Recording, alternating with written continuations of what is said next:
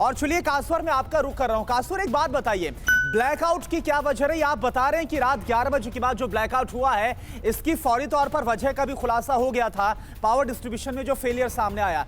लेकिन इतना हड़कंप, इतनी सनसनी क्यों मच गई कि F-16 को उड़ान तक भरनी पड़ गई?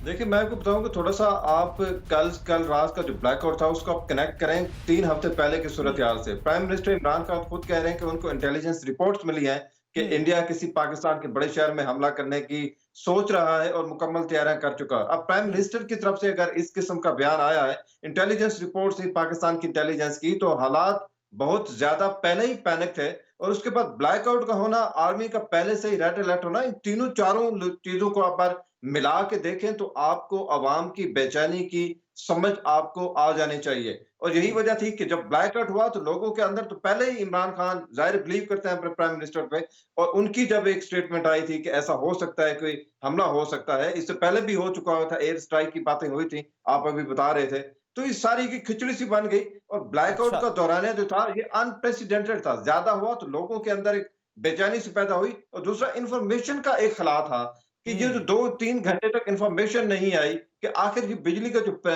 पावर जो ब्रेकडाउन हुआ है, उसके ऊपर कोई इंफॉर्मेशन क्यों नहीं आ रही, एक्सप्लेनेशन जब क्योंकि 2-3 घंटे तक नहीं आई, तो लोगों की बेचैनी समझने की जरूरत है। बाकी जहां तक बात है F-16 की या दूसरों की, तो ये इत्तलात आप ऐसे कह सकते हैं कि रूमर्स हैं और इसमें कोई सदाकत नहीं है। लेकिन आर्मी तो पहले से ही हाई अलर्ट है और ऊपर से ब्लैकआउट ने थोड़ी सी बेचैनी की कैफियत पैदा कर दी, तो लोगों के अंदर जो एक परेशानी थी, डर नहीं कह सकते उसको, एक परेशानी थी, तो उसकी बात समझ आ जाती है। इंफॉर्मेशन का फुकदान था, उसके बाद एक्सप्लेनेशन का था, गवर्नमेंट ने कोई वजाहत नहीं दी, तो इन सारी यानी चीजों कि ने कोई मजीद कम्युनिकेशन नहीं था कासवार, कोई जानकारी कासवार नहीं दी गई, और शायद यही वजह रही कि लोग इस तरीके से दहशत में आए। और जो F-16 के उड़ने की बात आप कह रहे हैं र्यूमर्स, मैं उस पर और बातचीत आपसे करूंगी, लेकिन एक बड़ी खबर इस वक्त है, उसकी जानकारी दे देते हैं। पाकिस्तान में जब पावर कट हुआ तो उसके बाद इंटरनेट सर्विस भी ठप हो गई। बिजली गुल होने के बाद इंटरनेट सर्विस बंद हो गई। पाकिस्तान में अब भी इंटरनेट सर्विसेज ठप है और पावर फेलियर तो है ही, रिस्टोरेशन का काम चल रहा है, लेकिन वहीं इंटरनेट सर्विसेज पर भी इसका असर पड़ा है और इंटरनेट सर्विसेज अभी भी पाकिस्तान में ठप है, यानी कि किसी भी तरीके से इंटरनेट से कनेक्टेड नहीं है लोग। ये बड़ी खबर, पाकिस्तान से पावर कट का बड़ा असर देखने को मिल रहा है, जिसके बाद पाकिस्तान में इंटरनेट सर्विस भी ठप हो चुकी है। 140 शहर इससे प्रभावित हुए हैं। एक और बड़ी खबर आपको बता दें ब्लैकआउट को लेकर ही, जिस पर इमरान खान की पूर्व पत्नी रहम खान ने तंज कसा है। पावर कट पर शेख रशीद कहेंगे इसमें भारत का हाथ है, तो ये सटायर मारा गया रहम खान की तरफ से किसानों से ध्यान भटकाने के लिए भारत का कदम।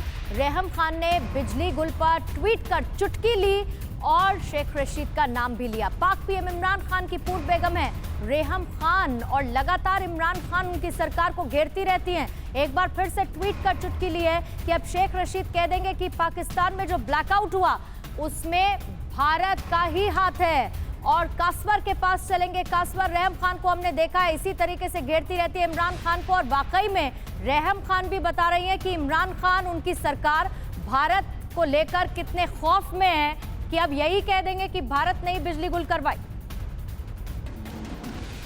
देखिए, रिहाम खान की तो मेरा ख्याल है पाकिस्तान में उनको कोई सीरियस नहीं लेता। ये एक हारे हुए दूसरा एक आदमी की एक स्टेटमेंट है। उनको वैसे शर्म भी आनी चाहिए कि जिसके शख्स के साथ उन्होंने शादी की, बड़े भाग के घर से, और उसके साथ इस किस्म की बातें करना। लेकिन एक फैक्ट है कि पाकिस्तान के अंदर इस किस्म के मामलात होते हैं, तो अगर आप कोई इन्वेस्टिगेशन नहीं करना चाहते पाकिस्तान में किसी बड़े हादसे की, तो आप इंडिया के ऊपर इल्जाम या रॉ के ऊपर इल्जाम आप लगा देते हैं। ये अनफॉर्चुनेट है, ये पहले भी होता रहा है। मकसद यही होता है कि अगर आप अपनी नाकामी को छुपाना चाहते हैं तो आप हमसाये के ऊपर आप बयानबाजी करते हैं। बारह ये उन्होंने तंज किया है, उनको जेब नहीं देता।